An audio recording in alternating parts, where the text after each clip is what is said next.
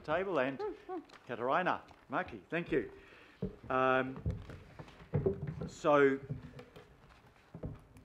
Maybe just before I invite, I'm not sure who's going to speak.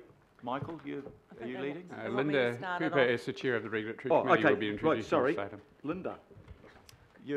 Just before I ask, maybe if I can get you to move the recommendation, and seconded by Deputy Mayor Cashmore, and we'll invite you to introduce the item.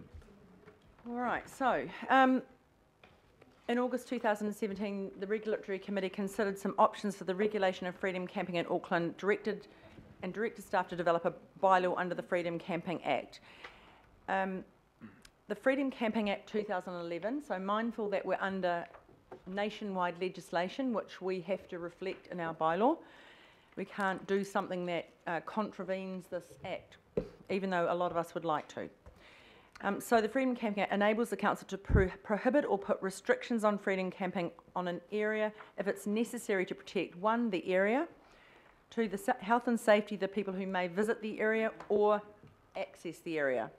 So staff have assessed the parks and reserves across the whole of Auckland, in fact 1,000 sites, to determine where prohibitions or restrictions were necessary.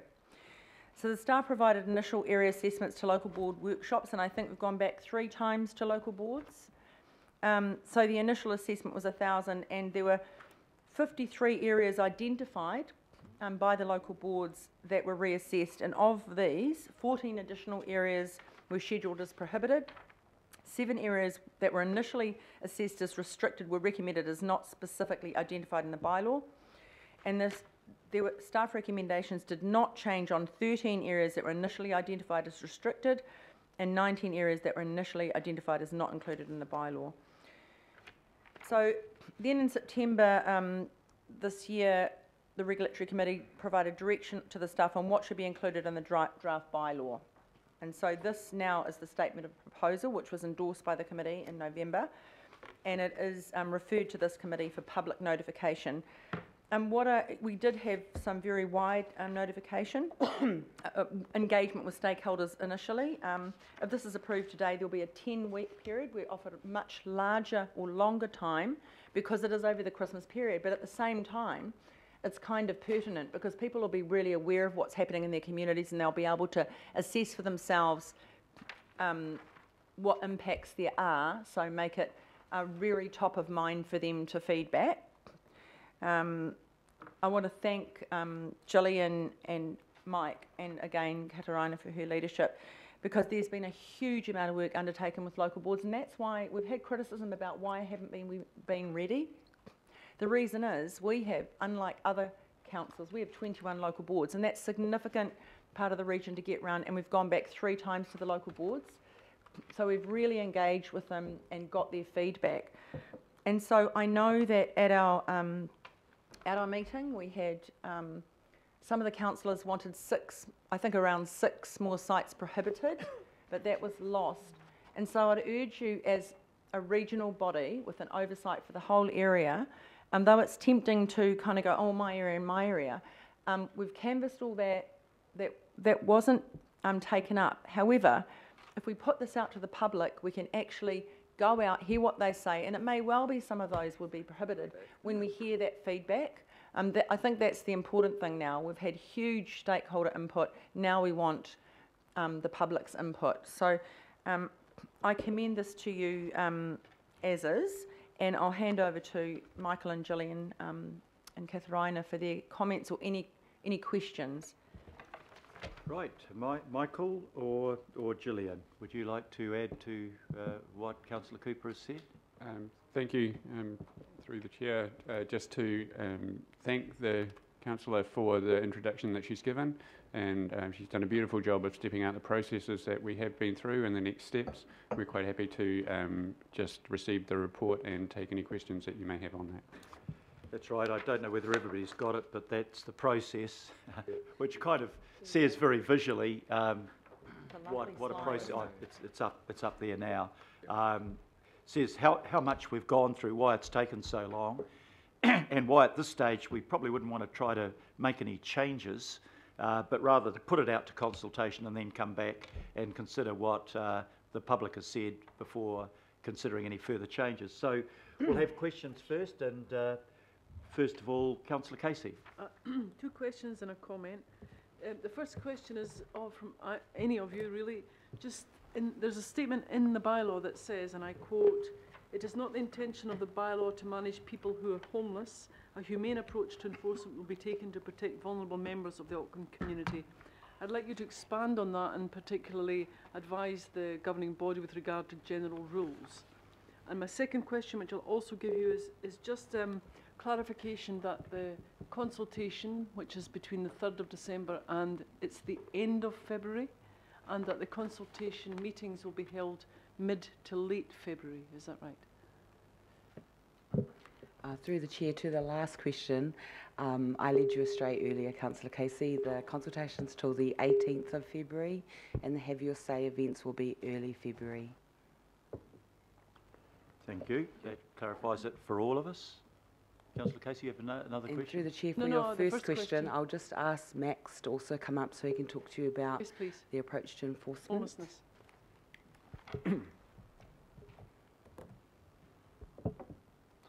Through the Chair, yes, Councillor, in enforcement of the bylaw, when we're dealing with homeless, we take a very compassionate view in relation to themselves. Our officers talk at considerable length with the homeless, and the same will occur when we're dealing with freedom campers. And it doesn't take them too long to determine whether they're dealing with a freedom camper or a homeless person. The goal of our officers, and particularly the City Watch contractors, is to gain a little knowledge about those homeless people and do what we can to actually help themselves. We put them in touch with the various social agencies such as the City Mission and Outreach to see what we can do to help them. And the goal is really to build a relationship. It's all about relationships and reasoning as opposed to enforcement when we're dealing with the homeless people. So there's quite a, if you like, a focus on a compassionate approach to the homeless, whereas if we're dealing with standard freedom camper, probably a more standard enforcement approach. And perhaps, Mike, you could make a comment on the general rules, which I was very pleased that the committee decided upon.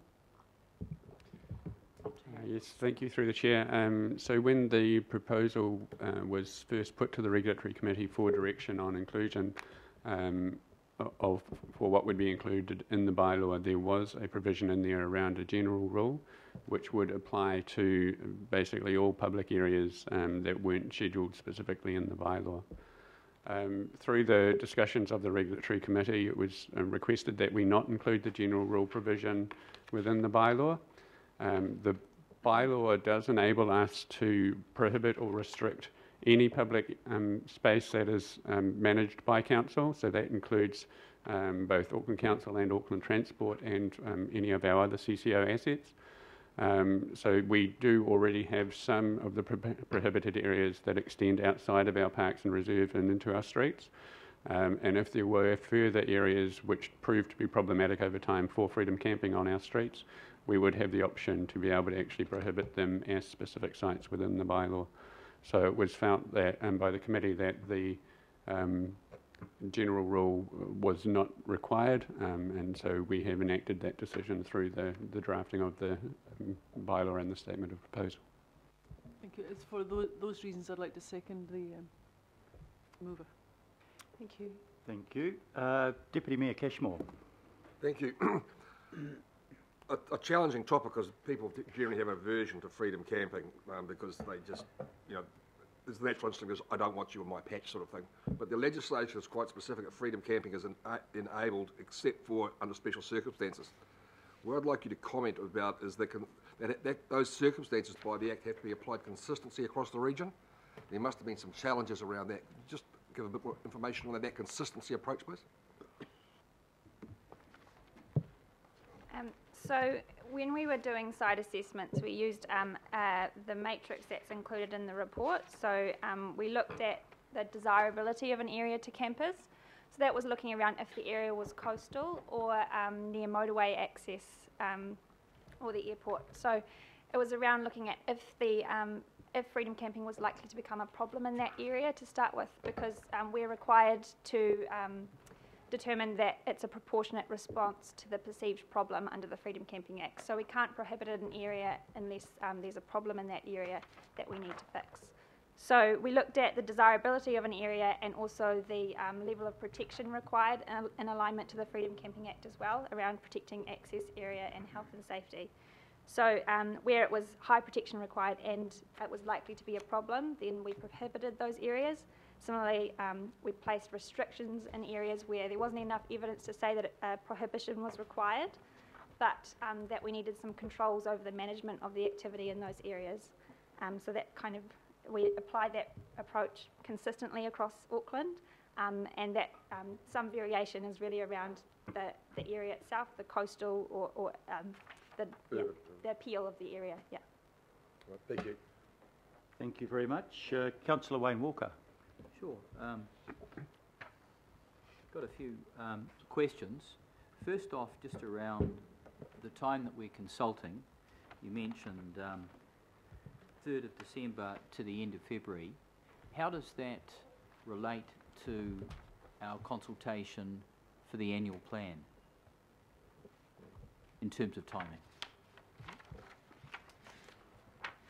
So we anticipate that the submissions period and the hearings will be completed before the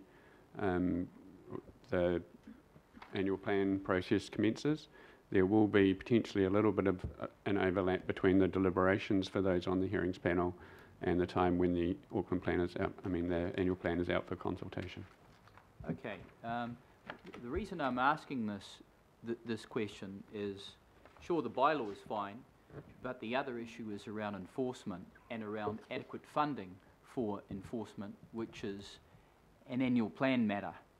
So it would be very useful if people that are submitting on this, that are commenting on enforcement and funding for enforcement, can have that submission effectively going to the annual plan. Is that possible? Yes, we can certainly check that. If there is any submissions that are specific to finance and budget, we can look into whether they can be directed into that process as well. And the other issue that will concern people that may not be obvious in the process here is that as far as enforcement is concerned, the compliance approach is around risk base. It would be useful to spell that out so that people know what that means, and recognise that in many instances it means that there won't be much enforcement at all. That's the reality, and I'd suggest it's important that people know that, and that risk-based compliance approach, I'd suggest, is very largely funding driven. Is it possible to communicate that information in this material that goes out? So the statement of proposal is as presented in the report. There is possibility that we could highlight those things through some of our comms around that. If we were to make amendments at this stage to the statement of proposal, it would require some further delays before the statement of proposal was able to be notified and the engagement period would be able to commence. So, through you, Mr. Chair, I'm not suggesting changes to the statement of proposal. I'm really just suggesting some elaboration so that people know practically how this is going to work or how it's not going to work. Through the Chair, you'll see that we have links to a range of documents that have been presented to the Regulatory Committee. I know that several papers have come to the committee explaining the graduated enforcement approach in quite some detail. We could make sure that those documents are available as a link on the website as well, because they do articulate more fully how the graduated enforcement approach works for our enforcement officers. Okay. Thank you. Councillor Simpson. Thank you, Your Worship, and look, well done. This is a big piece of work, so thank you. My concern is really, I'm sorry, is around the public engagement. And the reason my concern is around that is that if I go backwards, 18th of February is when it closes, right? The date that many schools start is only the 7th of February, which is a Thursday. You've got Friday, then one full week and it closes. And I'm not saying that everybody that's going to, talk to this is on holiday over January or whatever, but it is a major holiday period, and it's one that we quite often, it's a period of time that we try and avoid it at all possible. Going back to the December, starting on the 3rd of December, there are some schools that finish a week later. So what I'm saying is I'm a little uncomfortable about the amount of time that is actually available if people choose this major time of the year to go away. So my questions around that is, are you absolutely of the opinion that you can't make that 18th of February date any later to the end of the month? And what other consultation will this coincide with? So at least if it was sort of backed into something else, there could be some time that the people are being aware that they need to have their say on this and this and this and this sort of stuff. So through the chair, it is the annual plan consultation timelines that are restricting us mostly to 18 February. But one of the other key issues we don't normally consult over summer at all. However, this is our peak summer issue that affects people. The peak is actually December, early January. So if this is out for consultation, we are hoping to get some really good feedback back around the issues. So it's a little bit unusual in that it is our peak summer issue. Yeah, I get that. So you're choosing a time when the problem potentially will be at its greatest. I get that. Yep. And my second question is, the local board comments, is it based on just their knowledge of the area, or have they done any sort of testing of the community before putting their submissions in? So the process with the local boards was that we went and did a round of workshops with all of them, presented the information and worked through all of the sites with them. A month following that, there was a follow-up when that actually went to a formal business meeting, and they had an opportunity to further comment on the decisions in that formal environment. I cannot speak for the processes that the individual local boards would have gone through, but there certainly would have been opportunity if they wanted to engage more thoroughly on an individual basis to do so in between the workshop and the business meeting. Thank you. Thank you very much. Councillor Stewart. Thank you. Yes, I've got a few questions and a few concerns. I was one of the councillors at the Regulatory Committee that had some concerns with some of our sites. Have we really got a plan for enforcement? Councillor Walker just sort of touched on that.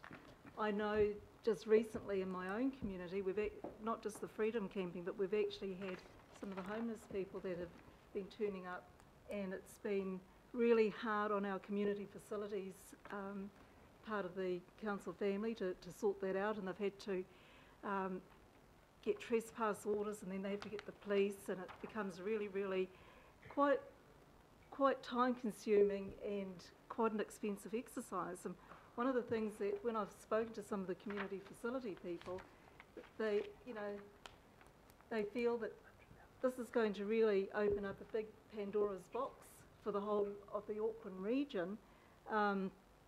Just the cleaning up and the expenses. There's a whole lot of things that we haven't really thought of. And one of the areas that I'm really concerned about in my particular patch is the Howick Beach, where we've actually got the Coastal Rescue have expensive equipment down there, and they've got tractors and they've got their, all their equipment and everything down there, and they are constantly out there saving people's lives. And to have, it's all very well to say there's only going to be 4 freedom campers that are going to turn up, and they're going to be self-contained and they're going to be well behaved. But once you have that sign with the freedom camping, and I think when people are submitting, they have to think about this when they're putting their submissions in, because when you have freedom camping, people are just going to turn up, and even I know they're supposed to book somewhere, but that's going to be another big exercise as well, and another big expense. So have all these things been really thought about? Thank you.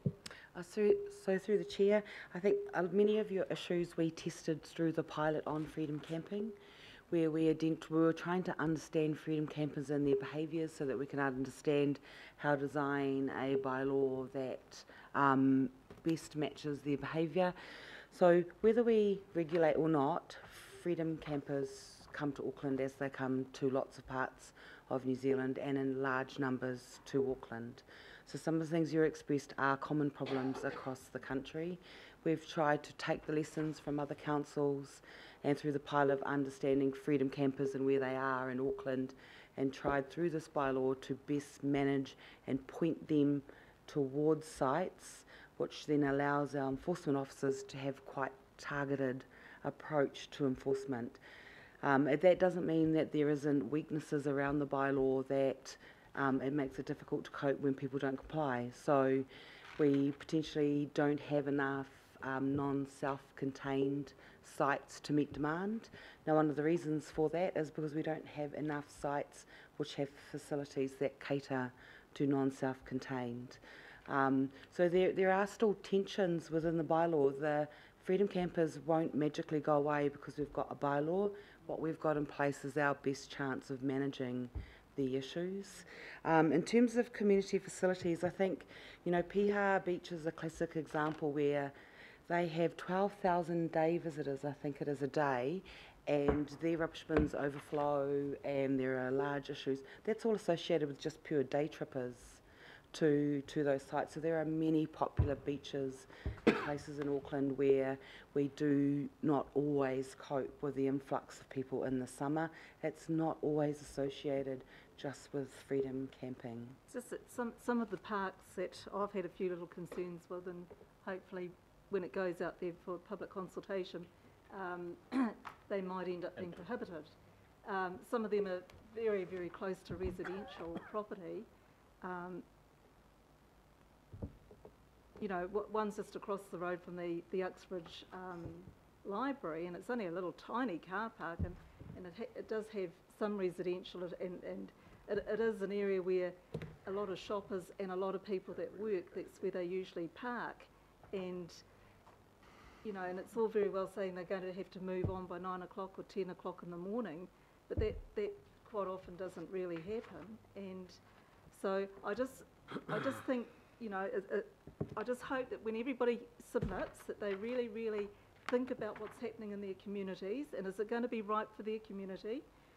I'm not against freedom camping. I think it's wonderful. One day I wouldn't mind going out. Sorry, Sharon, can I get you to come to the question, please? All right, well, anyway, I think you've answered some of the questions. Thank you. Thank you very much. Councillor John Watson. Thank you. Just a question going to the maps that are included in the draft here, and just it's a question of clarity as far as the public might be concerned. We've got the area as a whole, the restricted area as a whole, in the light blue, which says non-self-contained vehicles permitted. Then the dark blue area where designated site could be located, and then the restrictions. Do you think that there is a danger in terms of the public that they might think that it's the entire area we're referring to here? I'm just looking at the key, what goes with the various colours, and what people might assume then is what we're indicating, but which is actually not. That makes sense. Yeah, it is a concern that has been raised. That the idea of that dark blue within that area is that that's the designated car park. The problem that we want to be able to give our enforcement officers the ability to move the signed posted car parks if problems arise in the future. So we don't want to designate the sites in the proposed or even in the eventual bylaw. We want to be able to maintain that flexibility. So that's why that designated car park area is kind of is shown, but we haven't said exactly which 3 car parks within that area will be marked. And again, the wider blue area, partly we've been developing with our geospatial team a way to display this information in a really user-friendly way for our engagement. So we've got an online platform where people will be able to navigate and click on an area and provide feedback through the engagement process. So part of the way of having that whole area blue is that when you're zoomed out, like in the report, there's the Auckland-wide view, you can actually see those dots, whereas if we had just that smaller car park area, then it wouldn't show up. So, yeah. Okay. Well, as long as the people in Dudding Park don't think there's going to be tourists parked on their cricket pitch, that's all. Yeah. Reserve the right to speak to that, to the item, Yep. Mr. Chair. Councillor Sayers. Thank you, Mr. Chair. My question's just around page 134 of the report, and it might be directed to you, Max. We had a very encouraging meeting with the Omaha representatives, and so do they still have to submit? They've come up with some ideas about where they could perhaps, have more numbers and perhaps at different locations. Is that something they just put through the submission? It's not reflected in this paper, is that correct? The time for public submissions will be from the 3rd of December through to the 18th of February, and we would encourage all those who want their views to be formally considered to be submitting during that period. So so at the moment they're not formally considered, that's the only mechanism. Just wanted to check if that's not already in the system. Okay, all right, thank you. Okay, thank you very much. That's the end of questions. So any comments that anybody wants to make? Councillor Newman. Yeah, thank you, Your Worship. So when this matter was debated at the Regulatory Committee, I was one of the councillors who moved amendments which were not passed.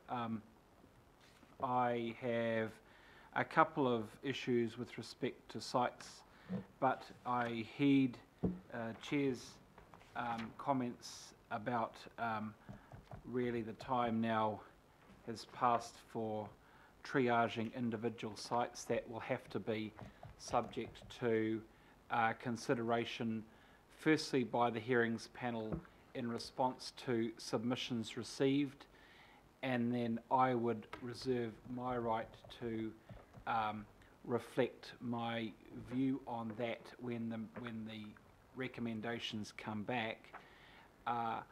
I want to say that whilst I really appreciate the good work that has been done in the preparation of the bylaw, that I think that there are some views that have been expressed by members of one of the local boards in the ward that I represent that haven't been fully or properly, you use the word fully, encapsulated in relation to the statement of proposal and the attachments that appended to the draft bylaw.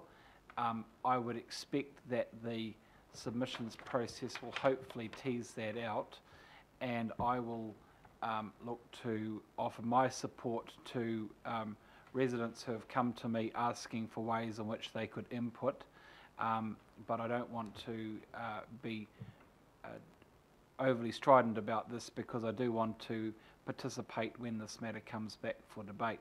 So I want to acknowledge the staff, but just to put on record that not everything that is contained in the draft bylaw and the statement of proposal is, meets my level of comfort and expectations at this stage, and that I may wish to come back later with some iterations on that. Thank you very much. Councillor Watson. Thank you. I'll be quick, and it's just basically to signal to the other councillors who are not on the Regulatory Committee that there were a number of sites that were contentious, but as with Councillor Stewart and Councillor Newman, happy for that to go out and seek the public comment on that. It is an issue that treats different parts of Auckland differently. So it's in certain parts of the region, and in particular my ward, it is a serious issue. It has caused a lot of angst in the community. People are anxiously waiting for this document to come out to submit on, and I just hope, as I'm sure will be the result, that when the findings come back, that we do take cognizance of what the communities are saying, because they've had a reasonable length of time to familiarise themselves with what the actual on-the-ground consequences of freedom camping is, and in a number of respects, and as particular locations, they are entirely detrimental to both the local community, and I would suggest even to the council resources, which is being tied up responding to continuous and ongoing complaints. So I thank the officers for the process we've been through, and I certainly look forward in a few months' time to speaking to the submissions that I'm sure are going to come in quite large numbers. Thank you. Councillor Casey. Well, notwithstanding my praise earlier for the wonderful work that you've done in making sure that the homeless are catered for and will not be targeted by this bylaw, just to give notice that, like my colleagues, Councillor Newman and Councillor Watson, that the good people of Albert Eden Roscoe, both through the Puki Tapapa Local Board and the Albert Eden Local Board, are not supportive of the scheduled areas, and so you should be prepared for submissions in great numbers. But that's democracy in action. Right. Yep. And time will tell on that one. That brings the just make a couple of comments. in reply. Thank you. Sorry, and I think I just need to address some of the things. I just want to say, I mean, around the consultation, 10 weeks is actually very generous, even though it is over the summertime. We know that people have been very exercised about this, and in my experience, and I think all of our experience, when people are upset and exercised about something, they will submit. Apathy doesn't play a part in these sorts of issues because people will submit, and what we find is that now that we have the facility for online, people could do it at any time of the day or night. They're on holiday, they can be in Christchurch, they can be anywhere in their downtime and sit there and take whatever, take it time. It's not like it used to be where you had to front up, and if you're away, it was a bit sad, you couldn't do it. So, and I also think that we always do have the opportunity. We do accept the odd late submission, and all the things I've been involved in, we accept late submissions, and even if it can't be processed, it's always tabled for deliberation so that the panel who volunteered themselves can have a look at it, even if it hasn't been processed. I'm really happy to take late submissions. I think we've got to be mindful that not every freedom camper is one of our young disrespectful types. There's a lot of what we call grey nomads, which is pretty much most of us around here, even if we haven't gone grey, but you know what I mean? It's the people that have got the self-contained, got a nice camper van, got a self-contained, they don't make a problem.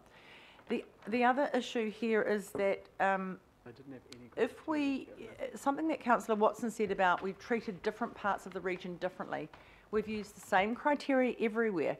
The difference is different wards or local board areas have different attributes just by element of geography or natural features, and there's nothing we can do to change that. People will be drawn to certain areas, and so I hope in terms of some local boards, some of them just don't want anything, but that's not the reality because we can't prohibit everywhere, and I really commend the staff and working through with the local boards. They went with 1,000 sites and we prohibited a third of them, and then we restricted another 100 or so. So really, out of 1,000, we basically pretty much knocked out half of them for free use. So I think that's a huge amount of work there.